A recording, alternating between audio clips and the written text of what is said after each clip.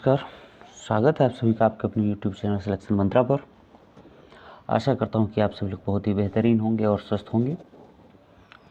साथियों, सीटेट 2022 से संबंधित आरंभ सीरीज का ये 9वां एपिसोड आप सभी के सामने है। उम्मीद करता हूं जैसा ये आपने पहले के वीडियोस को आपने समर्थन दिया, आपने प्यार दिया, आपने सीखा है, वैसे ही इस वीडियो से भी आपको सीखने को मिलेगा। और क्वेश्चंस को जानने के लिए प्रैक्टिस सेट को अंत तक ज़रूर देखें। और ये जो प्रैक्टिस सेट है आपके लिए बहुत ही महत्वपूर्ण होने वाला है परीक्षा के लिए, परीक्षा की दृष्टि से। चलिए दोस्तों, शुरू करते हैं सीरीज का। पहले जो क्वेश्चन है, कक्ष को सक्रिय अधिगम केंद्र बनाने के लिए अध्यापक को अपना अधिकांश समय व्यतीत करना होगा। कक्ष को सक्रिय अधिगम केंद्र बनाने के लिए अध्यापक को अपना अधिकांश समय व्यतीत करना होगा। दोस्तों, विकल्प इसमें दिए हुए हैं, 4 विकल्प दिए हैं। पहला विकल्प है बच्चों द्वारा एक दूसरे के प्रति गैर आक्रामक तरीकों से संप्रेषण तथा समूह में कार्य करवा करके। और दूसरा है अधिगम संसाधन तथा अधिकांशतः कला शिक्षण सामग्री उपलब्ध करवा कर। और फिर है दोस्तों, उच्च उपलब्धि के लिए ट्रॉफी लाने हेतु अन्य कक्षाओं के साथ समूह के रूप में प्रतियोगिता करवा कर। या चौथा है अधिकतम सावधानीपूर्वक गृह कार्य जांचने और त्रुटियों की ओर इंगित करने में। तो इसमें क्या जो विकल्प होगा वो क्या विकल्प आपका सही है? दोस्तों, इसमें जो आपका पहला विकल्प है वो बिल्कुल सही है। बच्चों द्वारा एक दूसरे के प्रति गैर आक्रामक तरीकों से संप्रेषण तथा समूह में कार्य करवाकर। दोस्तों, अगर हम विद्यार्थियों की सहभागिता सुनिश्चित कराना चाहते हैं कक्ष में, क्लासरूम्स में, तो हमें कुछ सामाजिक विधियाँ हैं, सामाजिक गतिविधियाँ हैं। ये सामूहिक परिचर्चा हमने करवा दी, जो उनकी समस्याएं हैं उनका समाधान हमने खोजा, तो ये समस्या समाधान विधि हो जाती है। तो ऐसी विधियों का हमें प्रयोग करना चाहिए और एक दूसरे के प्रति आक्रामक बच्चों को नहीं होने देना है। बिल्कुल एक शांतिपूर्ण वातावरण और बहुत ही जो सधा हुआ वातावरण होता है जिससे उनकी सहभागिता सुनिश्चित हो, ऐसी ही गतिविधियों के द्वारा हम क्या कर सकते हैं, कक्ष को सक्रिय अधिगम केंद्र बना सकते हैं। तो ये आपका विकल्प कौन सा सही है? ए सही है। दोस्तों, अगला प्रश्न है बच्चों द्वारा आलोचनात्मक चिंतन न सीखने का कारण है। बच्चों द्वारा आलोचनात्मक चिंतन न सीखने का कारण क्या है? इसका जो पहला विकल्प है, कक्षों का उच्च रूप से अनम्य होना तथा उत्तरों का मूल्यांकन भी उसी प्रकार होना। और पाठ्यचर्या का निर्माण इस प्रकार न होना कि अधिगमकर्ताओं में सृजनात्मक प्रोत्साहन की जा सके। विभिन्न सीमितताओं के कारण सभी बच्चे सृजनात्मक चिंतनकर्ता नहीं होते हैं। सभी अध्यापक स्वयं सृजनात्मक नहीं होते हैं, इसलिए विद्यार्थियों में सृजनात्मक प्रोत्साहित नहीं कर पाते हैं। तो दोस्तों, इसमें भी आपका विकल्प ए सही है कि कक्षों का जो उच्च रूप में अनम्य होना तथा उत्तरों का मूल्यांकन भी उसी प्रकार होना, इससे जो है आलोचनात्मक चिंतन बच्चे नहीं सीख पाते हैं। इसका यही कारण है। इसका आलोचनात्मक चिंतन सीख न पाने का एक और मुख्य कारण यही होता है कि बच्चे औपचारिक हो जाते हैं, बहुत ही फॉर्मल हो जाते हैं, तो चीज़ों को अपने हिसाब से व्यवहारिक रूप से नहीं कर पाते हैं या करना नहीं चाहते हैं। और उस प्रकार मतलब जैसे बच्चे हो जाते हैं वैसे ही शिक्षक भी, मतलब ये दोनों तरह से क्या हो जाता है, औपचारिकता बढ़ जाती है। और जब औपचारिकता बढ़ती है तो उत्तरों का मूल्यांकन भी बढ़ ही जाता है, मूल्यांकन भी उसी प्रकार हो जाता है। ठीक, तो इसमें जब वो औपचारिकता बढ़ती है तो बच्चे जो हैं वो सृजनात्मकता, उनकी क्रिएटिविटी जो है या कोई इनोवेशन, नवाचार उनमें नहीं पनप पाता है, वो नहीं सीख पाते हैं नई चीज़ें। और वो एक महज जैसे उनको पता है कि हम पढ़ेंगे, हमारा पेपर होना है, इसमें मार्क्स आने हैं, तो वो सिर्फ एक रट्टू तोता जैसे बनकर रह जाते हैं। तो ना उनमें चिंतन हो पाता है, ना चिंतन क्षमता बढ़ पाती है उनकी, ना ही उनकी क्रिएटिविटी की तरफ कोई ध्यान जा पाता है।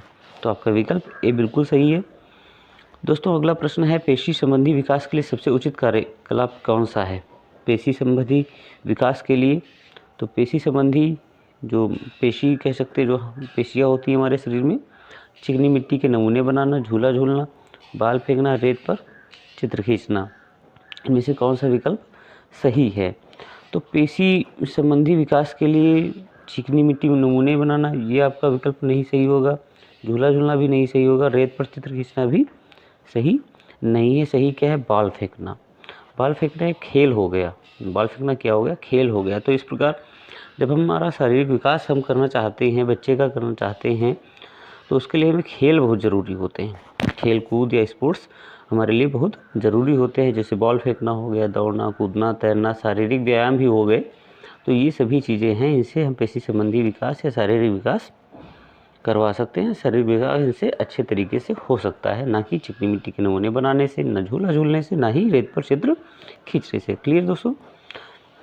अगला प्रश्न है, नीचे लिखी समस्याओं में किसका अध्ययन व्यक्ति अध्ययन पद्धति द्वारा कर सकते हैं। नीचे लिखी समस्याओं में से किसका अध्ययन व्यक्ति अध्ययन पद्धति द्वारा कर सकते हैं। तो अधिकांश छात्र रेखागत में बिछड़े हैं, पीटीएम में साधारणतः परिस्थिति बहुत कम दिखाई देती है, एक छात्र रोज कक्षा में सोता है, अधिकांश छात्र भोजन बर्बाद करते हैं। तो इसमें कौन सी समस्याएं हैं जिसका अध्ययन व्यक्ति अध्ययन पद्धति द्वारा कर सकते हैं।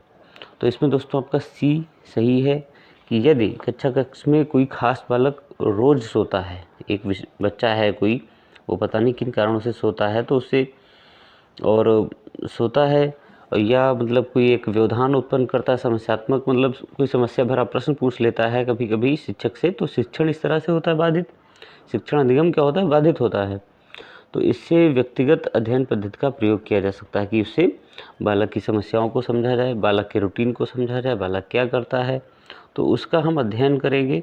और जब हम उसका अध्ययन करेंगे, उसकी हम समस्याओं को देखेंगे, फिर हम उनका निराकरण करेंगे। तो इस चीज़ का एक छात्र रोज कक्षा में सोता है, इसका हम अध्ययन पद्धति द्वारा अध्ययन करके उसको हम उस समस्या का हम समाधान कर सकते हैं दोस्तों। तो विकल्प सी बिल्कुल सही है।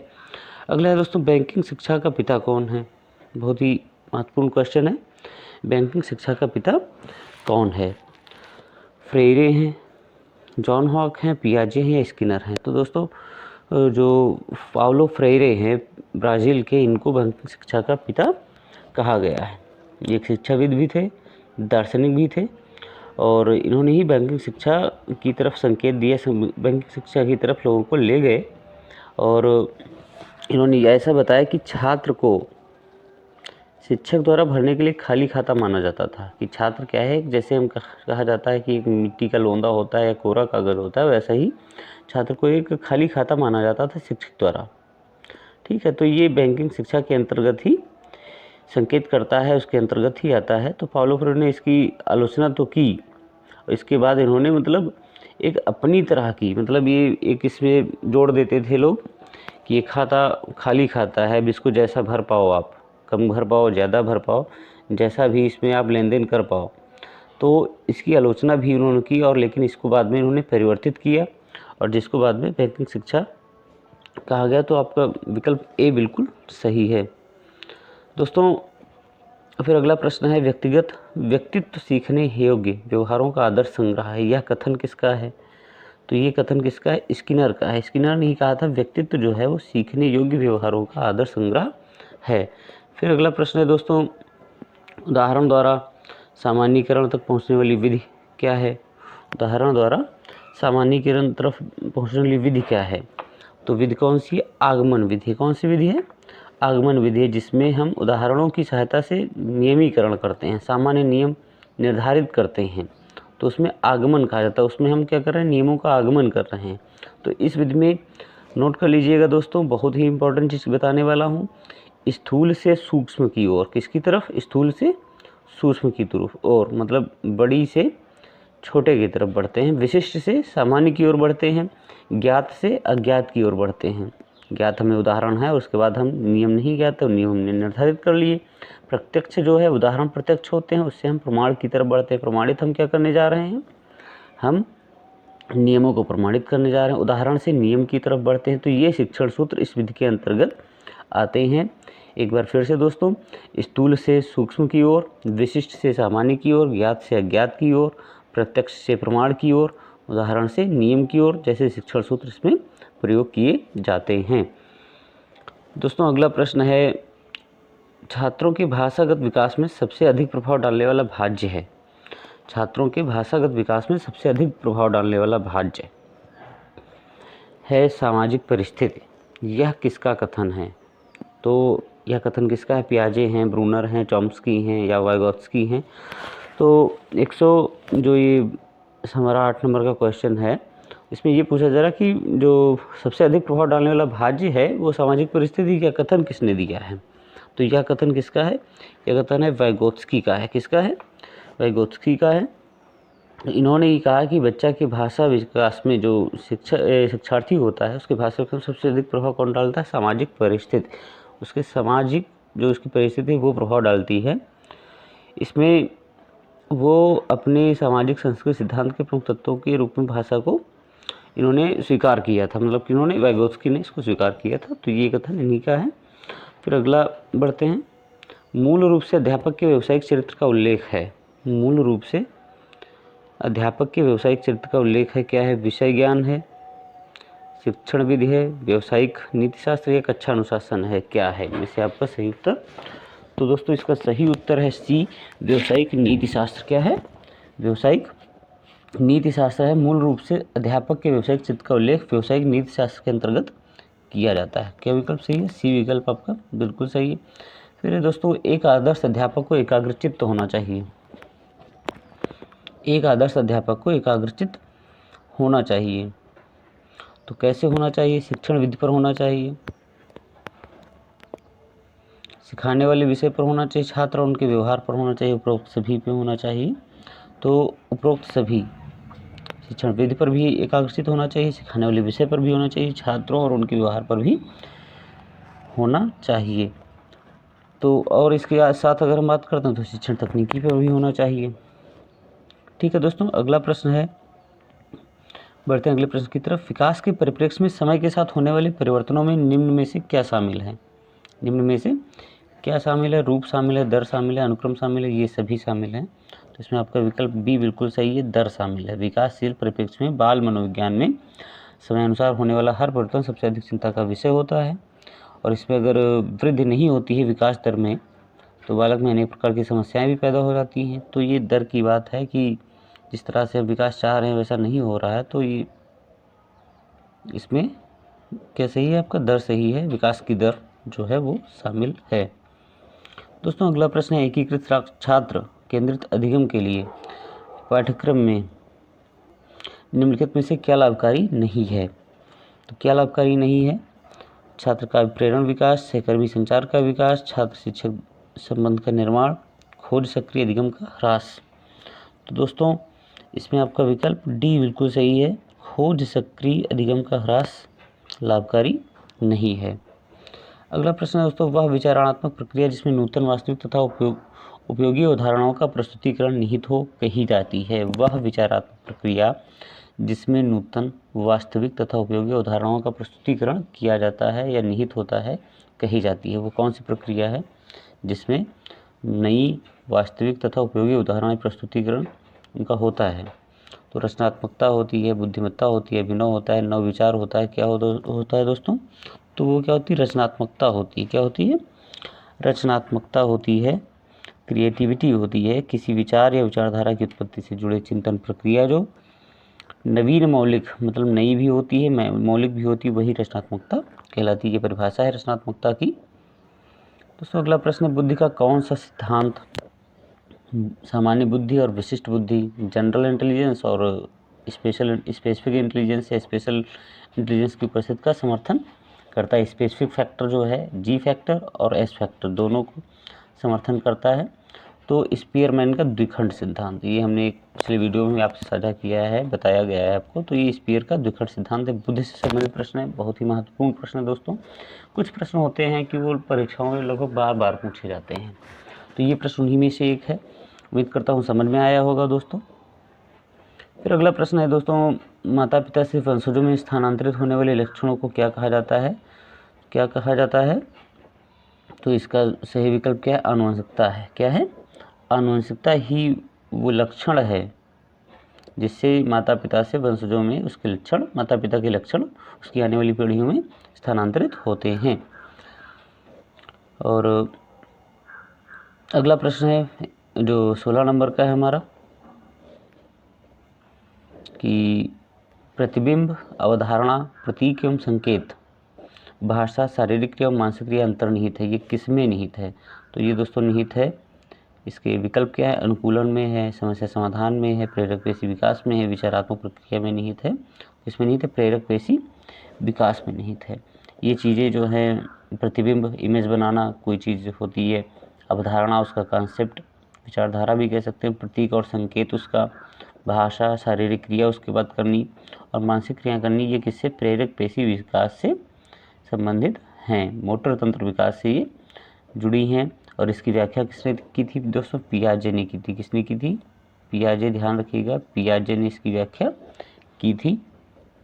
ठीक है दोस्तों,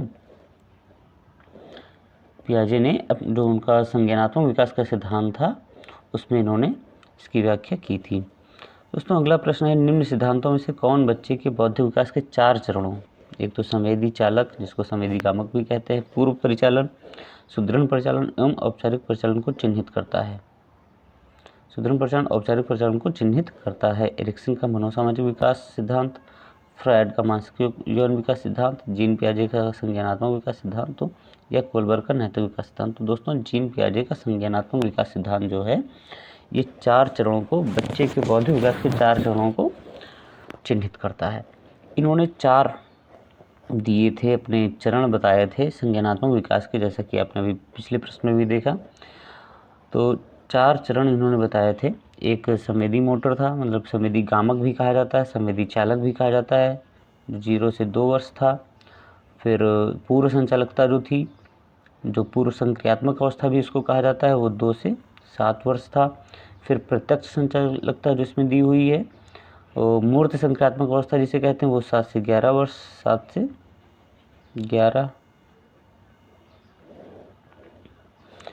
11 वर्ष था। ठीक है दोस्तों, और जो औपचारिक संचालकता है, जो औपचारिक संक्रिया अवस्था है, 11 से 15 वर्ष की, इधर दिए थे, ये 11 से 15 वर्ष की थी। तो ये 4 चरण पियाजे के संज्ञानात्मक विकास के हैं।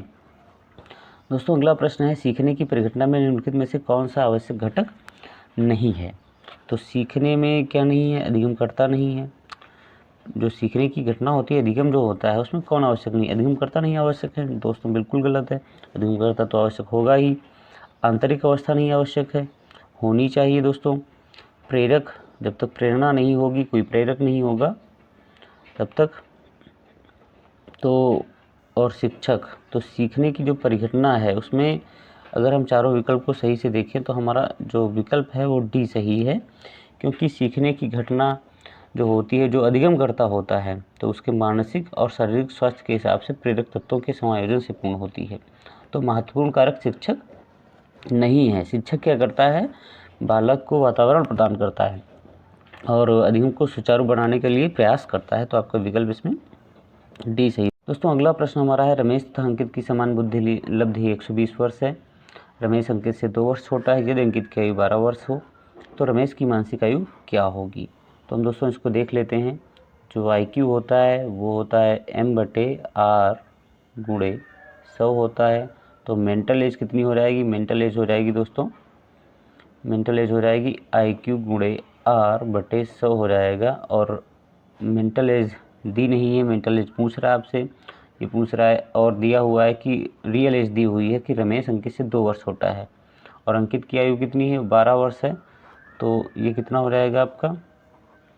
तो हम लिख लेंगे मेंटल एज जो है हमारी वो हो जाएगी, मतलब रमेश की क्या हो जाएगी, उसकी एक्चुअल क्या हो गई, रियल एज क्या हो गई? 10 हो गई। तो 120 गुणे 10/100 कर देंगे इसको हम, और ये आपका आ जाएगा सही से, कितनी आ जाएगी? 12 वर्ष आ जाएगी। विकल्प सी आपका सही है। फिर दोस्तों अगला प्रश्न, निम्नलिखित में से कौन सा सिद्धांत यह दर्शाता है कि अपेक्षित व्यवहार के सन्निकट सकारात्मक प्रतिक्रिया तथा पुनर्बलन के फलस्वरूप व्यवहारात्मक विकास किया जा सकता है? कि रीइंफोर्समेंट थ्योरी जो है वो इसी में कौन सा सिद्धांत दिखाता है? तो सीधा दोस्तों रीइंफोर्समेंट थ्योरी किसके द्वारा दी गई थी? स्किनर के द्वारा दी गई थी, BF स्किनर के द्वारा। तो ये आपरेंट अनुबंधन सिद्धांत के अंतर्गत आता है। यही आपका विकल्प सही है। उम्मीद करता हूँ दोस्तों आप सभी को मेरा ये वीडियो पसंद आया होगा, और अगर अभी तक आप मेरे चैनल को आपने सब्सक्राइब नहीं किया है, आप नए हैं, और ऐसी अपडेट पाने के लिए हमारे चैनल को अवश्य सब्सक्राइब करें। नमस्कार दोस्तों, जय हिंद।